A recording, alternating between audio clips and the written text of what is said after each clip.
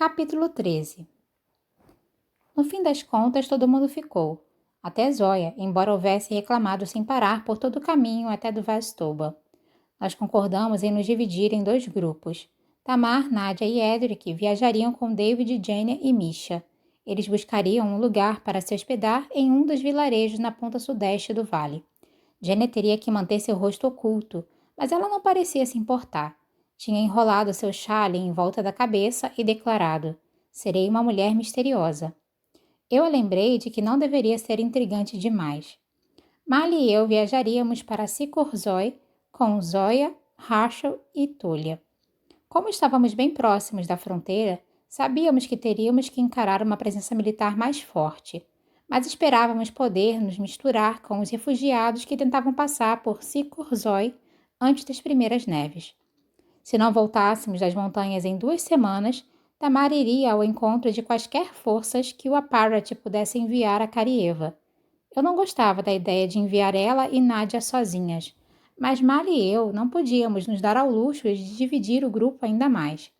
Saqueadores Shu frequentemente atacavam viajantes de Ravka próximo à fronteira, e queríamos estar preparados para problemas. Tamar pelo menos conhecia os Soldatsol, e eu tentei me reconfortar com o fato de que ela e Nádia eram ambas lutadoras experientes. Eu também não tinha certeza do que faria com quaisquer soldados que aparecessem, mas a mensagem tinha sido enviada, e eu tinha de acreditar que iríamos pensar em algo. Talvez a essa altura eu já tivesse o pássaro de fogo e o início de um plano. Eu não conseguia planejar tanto à frente. Cada vez que tentava, sentia o pânico me puxando. Era como estar embaixo da terra de novo, sem ar para respirar, esperando pelo mundo cair ao meu redor. Nosso grupo partiu ao nascer do sol, deixando os outros dormindo na sombra do beiral. Apenas Misha estava acordado, nos observando com um olhar acusador, conforme acertava a lateral do caravão com várias pedrinhas. "Vem aqui", disse Mali, acenando para que ele se aproximasse. Eu achei que Misha não fosse se mexer, mas então ele veio, arrastando os pés, seu queixo para frente, emburrado. "Você tem o broche que a Alina lhe deu?" Misha fez que sim com a cabeça. "Você sabe o que isso significa, não? Você é um soldado. Soldados não vão aonde querem, eles vão aonde são necessários." "Você só está querendo se livrar de mim." "Não, precisamos de você aqui para tomar conta dos outros. Sabe que David é um caso perdido e Edric vai precisar de sua ajuda também, mesmo que ele não queira admitir isso. Você precisará ser cuidadoso com ele, ajudando-o sem deixá-lo perceber. Consegue fazer isso?" Misha deu de ombros. "Precisamos que cuide deles do jeito que você cuidou da Bagra." "Mas eu não cuidei dela." "Cuidou sim. Você prestou atenção nela, deixou-a confortável e deixou-a partir quando ela precisou que você fizesse isso. Fez o que tinha de ser feito, embora fosse doloroso para você. É isso que os soldados fazem." Misha olhou seriamente para ele, como se estivesse refletindo sobre o assunto. "Eu deveria ter impedido ela", disse ele, sua voz falhando. "Se tivesse impedido, nenhum de nós estaria aqui. Somos gratos por ter feito a coisa certa." Misha franziu a testa. "David é mesmo meio perdido." "Verdade", Mali concordou. "Então, podemos contar com você?" Misha desviou o olhar. Sua expressão ainda estava pesarosa, mas ele deu de ombros novamente. "Obrigado", disse Mali. "Pode começar colocando a água para ferver para o café da manhã?" Misha sentiu e então correu pelo cascalho para cuidar da água. Mali olhou de relance para mim enquanto se levantava e jogava a mochila no ombro. "O quê?" "Nada. O que você fez foi realmente inteligente." A mesma estratégia que Ana Kuya usou para que eu parasse de implorar a ela para manter uma lanterna acesa à noite. "Sério?" "Sim", disse ele, começando a escalada. "Ela me disse que eu teria de ser corajoso por você, e que se eu ficasse assustada, você também ficaria." "Bem, ela me disse que eu tinha que comer meus nabos para lhe dar um bom exemplo, mas continuei a me recusá-lo a comê-los." "E você ainda se pergunta por que estava sempre levando bronca." "Eu tenho princípios." "Isso significa, se eu puder complicar as coisas, é isso que farei." "Injusto." "Ei!" Zaya gritou sobre a borda da cratera acima. "Se vocês não estiverem aqui antes de eu contar até 10, voltarei a dormir e vocês podem me carregar até do Vastoba." Mali, eu suspirei. Se eu o assassinasse no Sikurzoi, você me responsabilizaria por isso? Sim, disse ele. Então adicionou. Isso significa, precisamos fazer com que pareça acidente. Duvaistoba me surpreendeu. De alguma forma, eu esperava que o pequeno vale fosse como um cemitério, uma desolação soturna de fantasmas e lugares abandonados. Em vez disso, os vilarejos estavam repletos de vida e movimento. O cenário era pontuado por carcaças queimadas e campos vazios de cinzas. Mas novas casas e estabelecimentos comerciais tinham sido erguidos por perto. Havia tavernas e hospedarias, uma vitrine anunciando o reparo de relógios e o que parecia ser uma loja que emprestava livros por uma semana. Tudo passava uma estranha sensação de transitoriedade. Janelas quebradas tinham sido cobertas por tábuas. Muitas casas tinham telhados de lona ou furos nas paredes cobertos por cobertores de lã ou tapetes trançados. Quem sabe quanto tempo ficaremos aqui? Eles pareciam dizer. Vamos dar um jeito com o que tivermos à mão. Será que o lugar sempre foi assim? Os vilarejos eram constantemente destruídos e reconstruídos, governados por Churran ou por Rávica, dependendo de como as fronteiras fossem delineadas depois do final de cada guerra. Era assim que meus pais tinham vivido? Era estranho imaginá-los assim, mas a ideia não me incomodava. Talvez tivessem sido soldados ou mercadores, talvez tivessem sido felizes aqui, e talvez um deles estivesse cultivando algum poder, o legado potencial da filha mais nova de Morozova. Havia lendas sobre conjuradores do sol antes de mim. A maioria das pessoas acreditava que fossem histórias falsas ou vazias, esperanças tolas nascidas da miséria produzida pela dobra. Mas talvez fosse mais complicado do que isso. Ou talvez eu estivesse me prendendo a algum sonho de uma herança a qual eu não tinha nenhum direito verdadeiro. Nós passamos por uma praça comercial entupida de pessoas, seus produtos exibidos em mesas improvisadas, panelas de estanho, facas de caça, peles para a travessia das montanhas. Vimos jarros de gordura de ganso, figos secos vendidos em maços, celas finas e armas de aparência precária. Cordas repletas de patos recém-depenados, sua pele rosa e ondulada, estavam pendurados acima de uma barraca. Mali manteve seu arco e rifle de repetição guardados na mochila. As armas eram de artesanato muito fino para passarem despercebidas. Crianças brincavam no chão de terra. Um homem atarracado, vestindo um colete sem mangas, estava defumando algum tipo de carne, em um grande tambor de metal. Eu ouvi jogar um ramo de zimbro dentro dele, produzindo uma nuvem aromática azul. Zoya torceu o nariz, mas Tolia e Herschel se apressaram para catar moedas em seus bolsos. Foi aqui que as famílias de Mali e a minha tinham morrido. De alguma forma, a atmosfera selvagem e vibrante parecia quase injusta. Certamente não batia com o meu humor. Eu fiquei aliviada quando Mali disse: Eu pensei que seria mais fúnebre.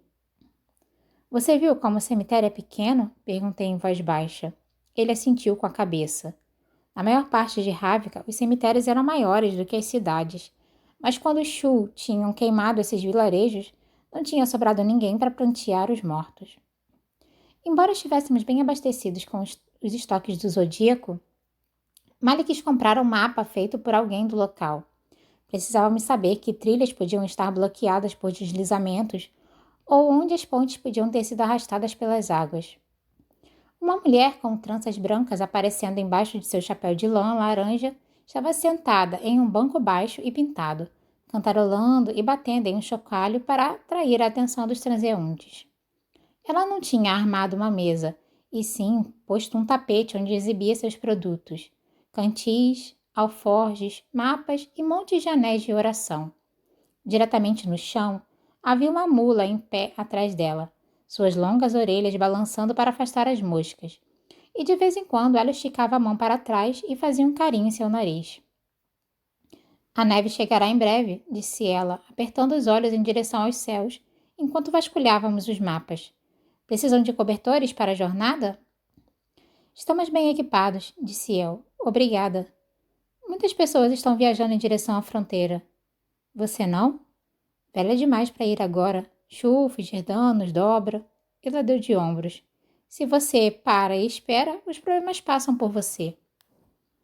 Ou eles batem diretamente em você e então voltam para uma segunda rodada, pensei amargamente.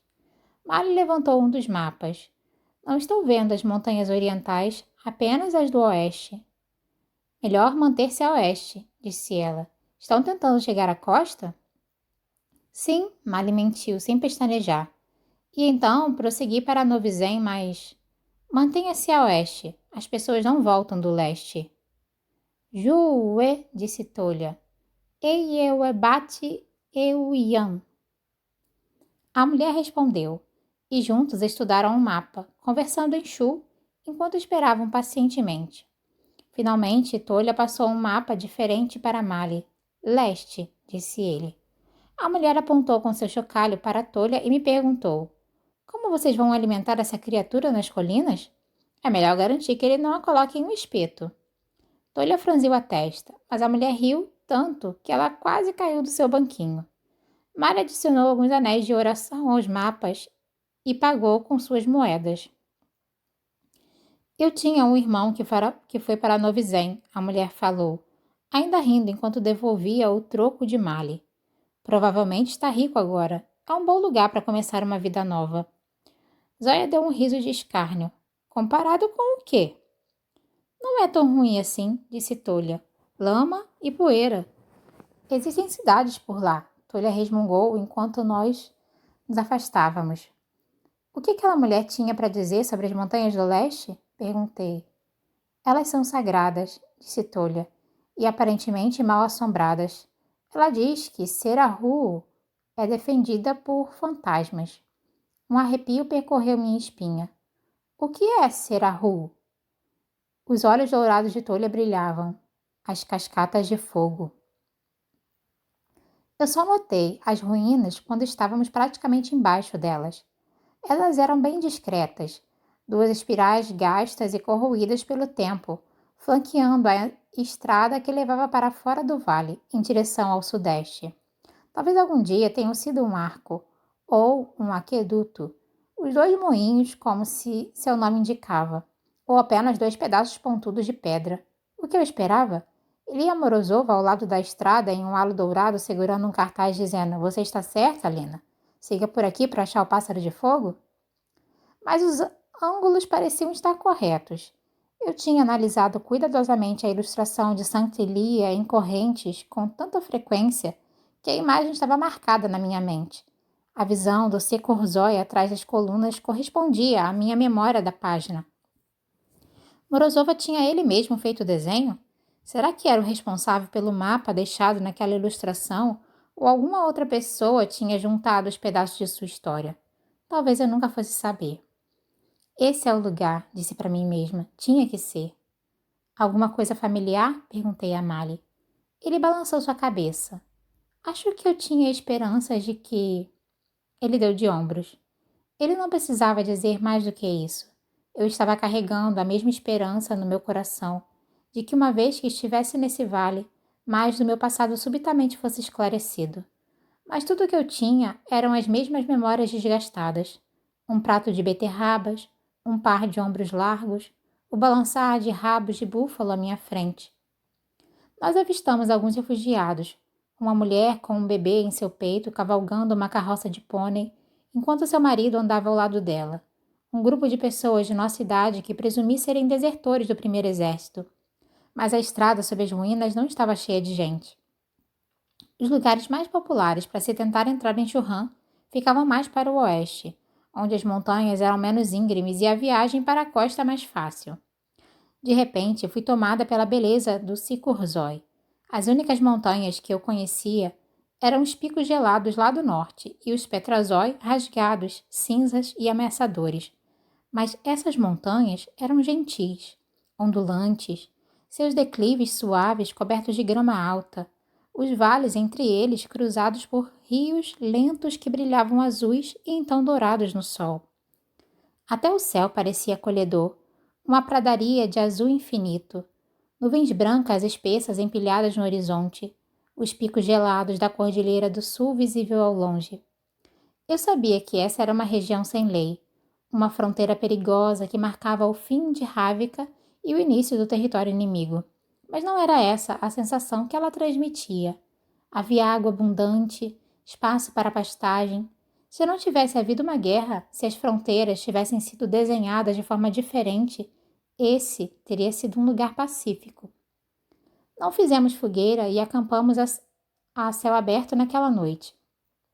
Nossos sacos de dormir espalhados abaixo das estrelas. Eu parei para escutar o sussurro do vento na grama e pensei em Nikolai. Será que ele estava lá fora em algum lugar, nos rastreando enquanto rastreávamos o pássaro de fogo? Ele nos reconheceria? Ou será que tinha se perdido completamente? Chegaria o dia em que simplesmente seríamos presas para ele? Eu fitei o céu, esperando ver uma forma alada bloqueando as estrelas. O sono não veio fácil. No dia seguinte, deixamos a estrada principal e começamos a escalar para valer. Mali nos levou para o leste em direção a Serahu, seguindo uma trilha que parecia surgir e desaparecer conforme serpenteava pelas montanhas.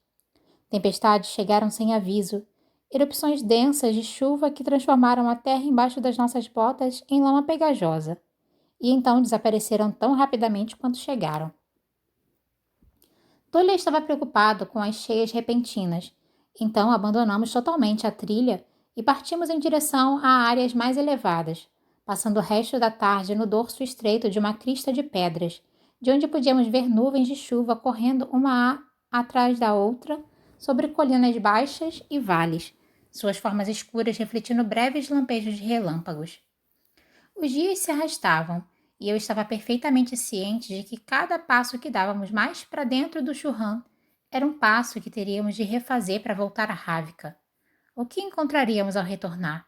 O Darkling já teria marchado sobre Ravka Oeste?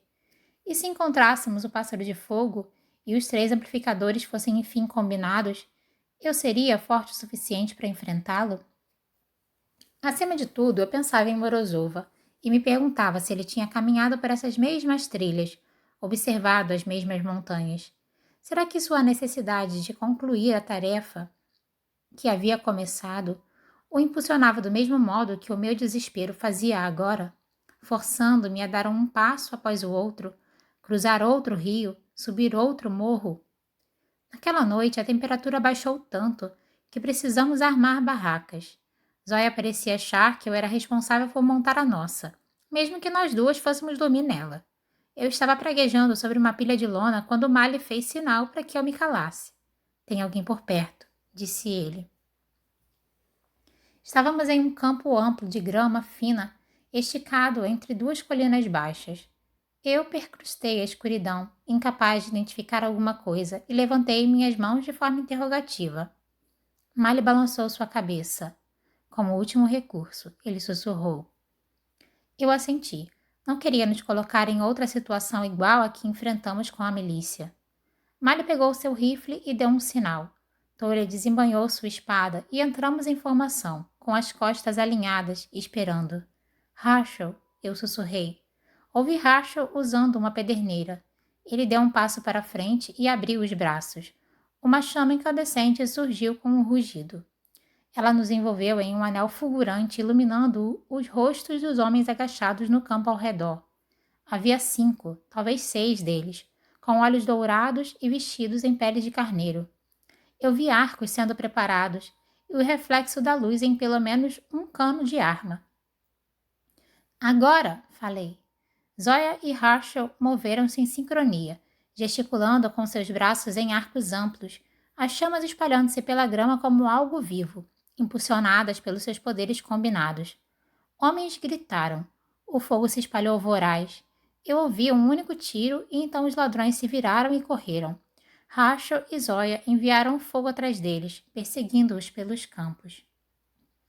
Talvez eles voltem, disse Tolia. Tragam mais homens, você consegue um bom dinheiro por grixas em Koba. Era uma cidade logo ao sul da fronteira. Pela primeira vez, pensei em como teria sido para Tolia e Tamar, que nunca poderiam voltar ao país de seu pai. Forasteiros em Ravka, forasteiros aqui também. Zoya estremeceu. As coisas não são melhores em Figerda.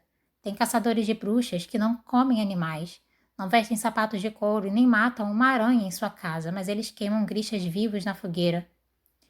Os médicos Shu talvez não sejam tão ruins, disse Herschel. Ele ainda estava brincando com as chamas. conduzindo-as em arcos rápidos e tentáculos serpenteantes. Pelo menos eles limpam seus instrumentos. Na ilha errante, eles acham que o sangue Grisha é a cura para tudo, desde impotência até praga debilitante, você escolhe.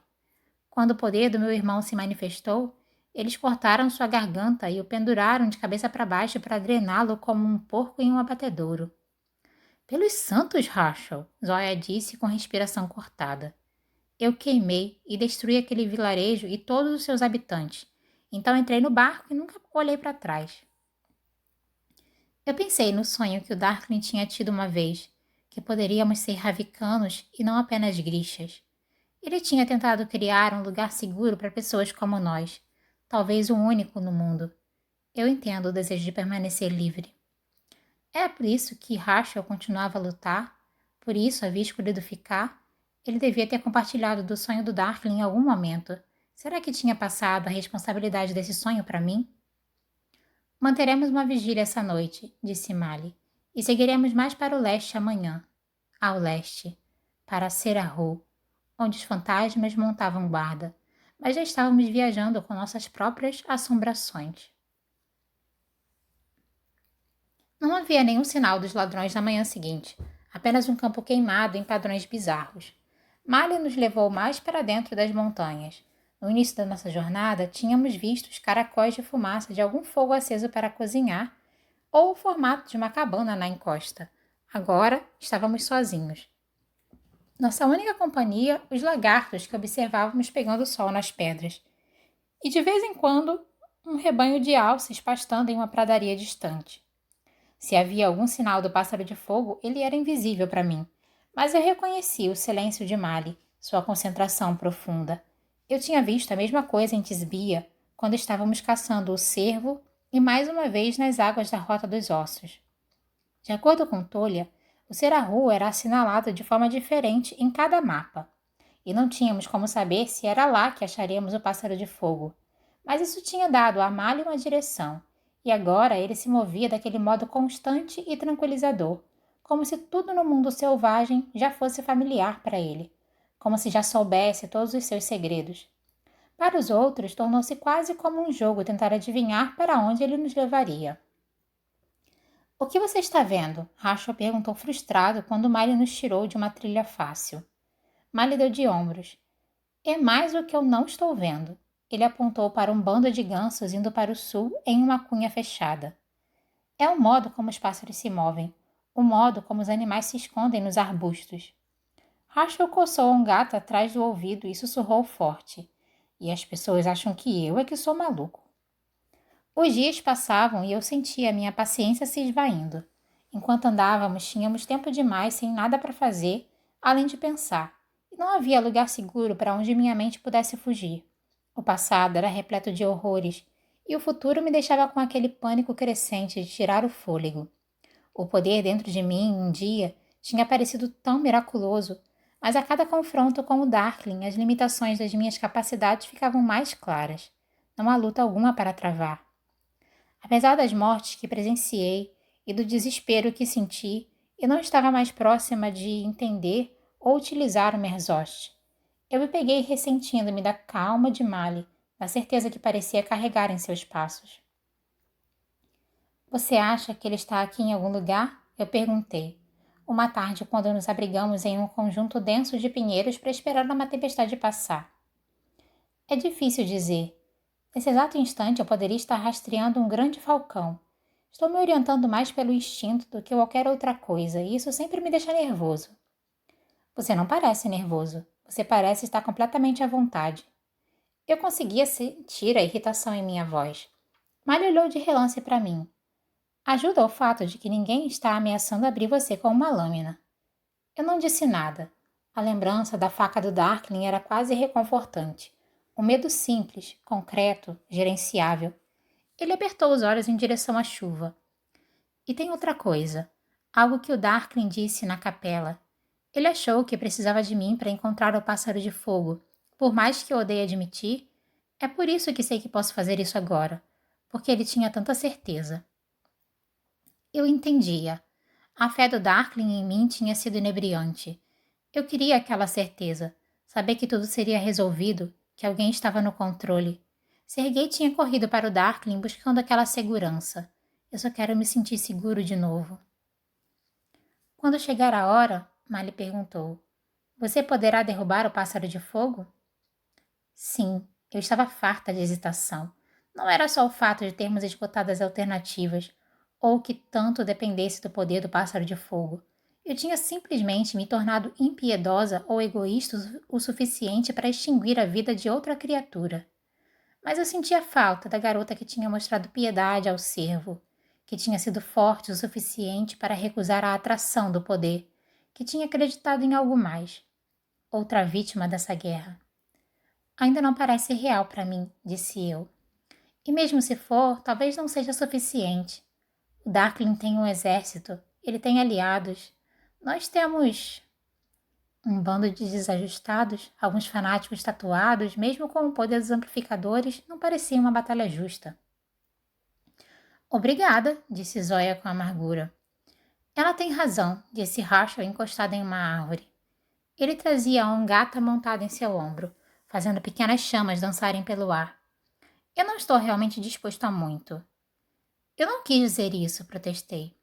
Será suficiente, disse Mali. Encontraremos o pássaro de fogo. Você enfrentará o Darkling. Vamos lutar contra ele e vamos vencer. E aí o que acontece? Eu senti uma onda de pânico cair sobre mim novamente. Mesmo se derrotarmos o Darkling e eu destruir a dobra, Ravka estará vulnerável. Nenhum príncipe Landsov para liderar, nenhum Darkling. Apenas uma órfã magrela do Keramzin com as forças que eu conseguisse juntar somando os Grishas sobreviventes e os restos do primeiro exército. Tenho a Parrot, disse Tullia. O sacerdote pode não ser confiável, mas seus seguidores são. E David achou que ele poderia ser capaz de curar Nikolai. Zoya acrescentou. Eu me virei em sua direção, minha raiva crescendo. Você acha que Figerda esperará até que nós encontremos uma cura? E quanto ao Shu? Então você fará uma nova aliança, disse Mali. Leiloar meu poder para o lance mais alto? Você negocia, defina seus próprios termos. Arranjar um contrato de casamento, escolher um nobre figerdano ou um general Shu, torcer para meu novo marido não me assassinar durante o sono? Alina, e onde você iria? Eu permanecerei ao seu lado enquanto você deixar. Nobre Mali, você ficará de guarda na porta do meu quarto à noite? Eu sabia que estava sendo injusta, mas naquele momento eu não me importava. Sua mandíbula travou. Eu farei o que tiver de fazer para mantê-la segura. Manter a cabeça baixa, fazer seu dever. Sim. Um pé depois do outro, em frente, em direção ao pássaro de fogo. Continue marchando como um bom soldado. Isso aí, Alina. Eu sou um soldado. Eu pensei que talvez ele finalmente fosse fraquejar e sucumbir à briga que eu queria, que eu estava provocando. Em vez disso, ele se levantou e balançou a água de seu casaco. E continuarei a marchar porque o pássaro de fogo é tudo que posso oferecer a você. Sem dinheiro, sem exército, sem fortaleza na montanha. Ele colocou a mochila no ombro. Isso é tudo que tenho a oferecer. O mesmo truque de sempre. Ele deu um passo em direção à chuva. Eu não sabia se queria correr atrás dele para pedir desculpas ou derrubá-lo na lama. Zoya levantou um ombro elegante. Eu preferia ter a esmeralda. Eu a encarei, balancei minha cabeça e deixei escapar algo entre um riso e um suspiro. Minha raiva esvaziou, deixando-me sentindo mesquinha e envergonhada. Mali não tinha merecido isso, nenhum deles tinha merecido. Me desculpem, balbuciei. Talvez você esteja com fome, disse Zoya. Eu sempre fico cruel quando estou com fome. Você tem fome o tempo todo? Perguntou Rachel. Você não me viu cruel. Quando isso acontecer, você precisará de um lenço bem grande. Ele bufou, para secar minhas lágrimas, para parar o sangramento. Dessa vez, meu riso foi de verdade. De algum modo, uma dose do veneno de Zoya era exatamente o que eu precisava. Então, apesar do meu instinto dizer que era má ideia, eu fiz a pergunta que guardei por quase um ano. Você e Mali, lá em Krirbusky? Aconteceu. Eu sabia disso, e sabia que existiram muitas outras antes dela, mas ainda assim doeu. Zoya olhou de relance para mim, seus longos cílios negros brilhando com a chuva. Mas nunca desde então, ela admitiu relutantemente. E não foi por falta de tentativa. Se um homem consegue dizer não para mim, isso é impressionante. Eu revirei os olhos. Zoya me cutucou no braço com um dedo esguio. Ele não esteve com ninguém, sua idiota. Você sabe como as garotas lá na Catedral Branca chamavam ele? Pesnaco. Uma causa perdida. É engraçado, disse Zoya refletindo. Eu entendo porque Darkling e Nikolai querem seu poder, mas Mali olha para você como... Bem, como se você fosse eu. Não é verdade, disse Tolha. Ele olha para ela do jeito que Rachel observa o fogo, como se nunca fosse conseguir o suficiente dela, como se estivesse tentando capturar o que pode antes que ela se vá. Zoya e eu olhamos boquiabertas para ele. Então ela fez uma careta. Sabe, se você usasse um pouco dessa poesia em mim, talvez eu pensasse em lhe dar uma chance. Quem disse que eu quero? Eu quero uma chance, interveio Rachel. Zoya soprou uma mecha úmida de sua testa. Ongata tem mais chance do que você. Rachel levantou a gatinha malhada acima dele. Ongata, disse ele, sua safadinha. Conforme nos aproximávamos da área onde o Seruhu devia estar, aceleramos o passo. Mali ficou ainda mais quieto, seus olhos azuis varrendo constantemente as colinas. Eu devia desculpas a ele, mas nunca conseguia encontrar o momento certo de lhe falar. Depois de quase exatamente uma semana de jornada, encontramos o que achávamos ser um leito seco de riacho, que corria entre duas paredes rochosas íngremes. Nós o estávamos seguindo por quase 10 minutos, quando Mari se agachou e passou a mão na grama. Rachel, disse ele, você poderia queimar um pouco desse matagal, por favor? Rachel riscou sua pederneira e enviou um lençol de chamas azuis rolando pelo leito de riacho, revelando um padrão de pedras regular demais para não ter sido feito pelo homem. É uma estrada, disse ele surpreso. Aqui? Eu perguntei. Não tínhamos passado por nada além de montanhas nos últimos quilômetros. Nos mantivemos alertas, procurando sinais do que poderia ter existido antes, com a esperança de encontrarmos símbolos gravados, talvez os pequenos altares que vimos entalhados na rocha perto de Duvastoba, ansiosos por algum tipo de prova que mostrasse que estávamos no caminho certo. Mas a única lição, nas pedras, parecia ser a de que as cidades ascenderam, decaíram e foram esquecidas. Você vive em um único momento. Eu vivo em milhares. Talvez eu vivesse tempo suficiente para ver os Alta virar pó. Ou talvez eu usasse meu poder em mim mesma e terminasse tudo antes disso. Como seria a vida depois que todas as pessoas que eu amava tivessem partido? Quando não houvesse mais mistérios a desvendar? Nós seguimos a estrada até onde ela parecia simplesmente terminar, enterrada em um amontoado de pedras caídas, cobertas de grama e flores silvestres amarelas. Escalamos sobre elas, e quando chegamos ao topo, um choque gelado percorreu meu corpo. Era como se as cores tivessem sido drenadas do cenário. O campo à nossa frente era de grama cinza. Uma serra negra se esticava ao longo do horizonte, coberta de árvores, seus troncos lisos e brilhantes como ardósia polida, os galhos angulares desprovidos de folhas. Mas o estranho era como cresciam em linhas perfeitas e regulares, equidistantes como se tivessem sido plantadas com cuidado infinito. Isso parece errado, disse Rachel. São árvores soldados, disse Mali. E o jeito como elas crescem, como se estivessem em formação militar.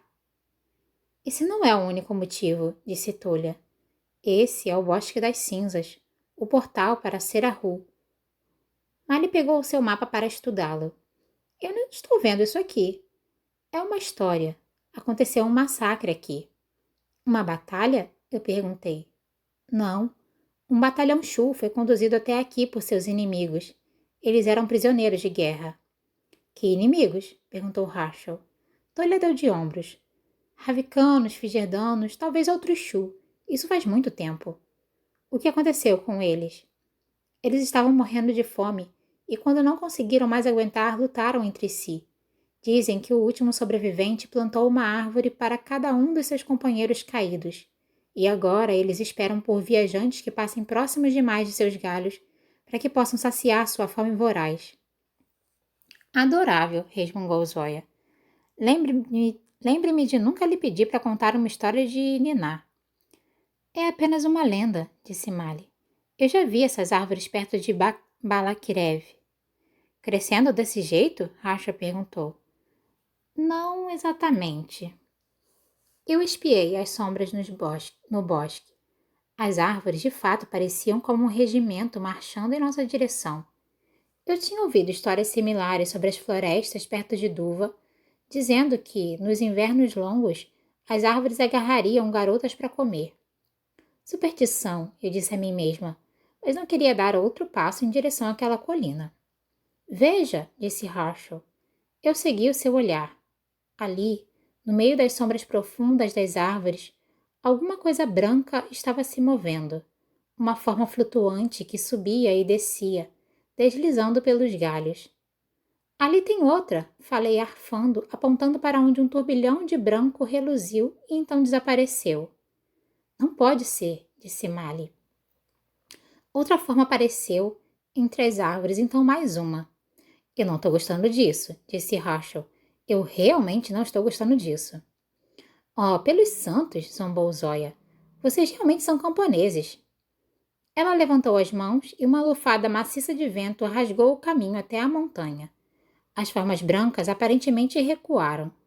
Então Zóia engaixou um braço no outro e elas vieram voando até nós em uma nuvem branca lamuriosa. Zóia, relaxe, disse ela. Eu levantei os braços para me proteger de qualquer coisa horrível que Zóia tivesse provocado. A nuvem explodiu. Rompeu-se em flocos inofensivos, que flutuaram lentamente até o chão à nossa volta. Cinzas? Eu estiquei a mão para pegar um pouco dela nos meus dedos. Era fina e branca da cor de giz. É apenas algum tipo de fenômeno meteorológico, disse Zóia, levantando as cinzas novamente em lentas espirais. Olhamos de volta para a colina. As nuvens brancas continuaram a se mover em rajadas erráticas, mas agora que sabíamos o que eram, pareciam um pouco menos sinistras. Vocês não acharam realmente que fossem almas penadas, acharam? Eu enrubesci, e Tolha pigarreou. Zóia revirou os olhos e andou a passos largos em direção à colina. Estou cercada de tolos. Elas pareciam assombradas, Mali me disse, levantando os ombros. Ainda parecem, murmurei. Ao longo de toda a subida, pequenas lufadas estranhas de vento nos golpearam, quentes e depois frias. Independentemente do que Zóia houvesse dito, o bosque era um lugar esquisito. Eu mantive minha distância dos galhos ávidos das árvores e tentei ignorar os arrepios que percorriam meus braços. Cada vez que um tufo branco levantava-se perto de nós, eu dava um salto e um gato chiava no ombro de Herschel. Quando finalmente cruzamos o topo da colina, vimos que as árvores marchavam até o vale, embora aqui seus galhos estivessem vibrantes com folhas roxas, seus exércitos se espalhando pelo cenário abaixo como as dobras da túnica de um fabricador. Mas não foi isso que nos fez parar de repente. À nossa frente, erguia-se um penhasco vertiginoso. Parecia mais a parede da fortaleza de um gigante do que uma parte das montanhas. Ele era escuro e maciço, quase achatado no topo, a rocha com o cinza pesado do ferro. Um emaranhado de árvores mortas tinha sido levado pelo vento até sua base. O penhasco era dividido ao meio por uma catarata estrondosa que alimentava uma piscina tão clara que podíamos ver as pedras no fundo. O lago se estendia por quase toda a extensão do vale, cercado de árvores soldado em floração, e então parecia desaparecer embaixo da terra. Caminhamos até o chão do vale, contornando pequenas piscinas e riachos, o trovão da cascata soando em nossos ouvidos. Quando chegamos na piscina maior, paramos para encher nossos cantis e lavar nossos rostos na água. É isso aqui? Zóia perguntou. O Serahu? Depositando um gata no chão, Rachel mergulhou a cabeça na água. Deve ser, disse ele. E agora? Para cima, eu acho, disse Mali. Tolha deu uma olhada na superfície lisa da parede rochosa. As pedras estavam úmidas com a névoa das quedas. Teremos que contornar. Não há como escalar aquela face. De manhã, Mali retrucou. É perigoso demais escalar esse terreno à noite. Rachel inclinou a cabeça para o lado. Talvez seja melhor acampar um pouco mais para lá. Por quê? Perguntou Zoya. Estou cansada. Ongata não gosta da composição da paisagem. Por mim, esse gatinho poderia até dormir no fundo da piscina, ela falou irritada. Rachel só apontou para o amontoado de árvores mortas reunidas ao redor do pé do penhasco. Não eram árvores, eram pilhas de ossos. Pelos santos, disse Zoya recuando. São de animais ou humanos? Rachel apontou com o dedão por sobre o ombro. Eu vi um aconchegante amontoado de pedregulhos naquela direção. Vamos para lá, disse Zoya. Agora!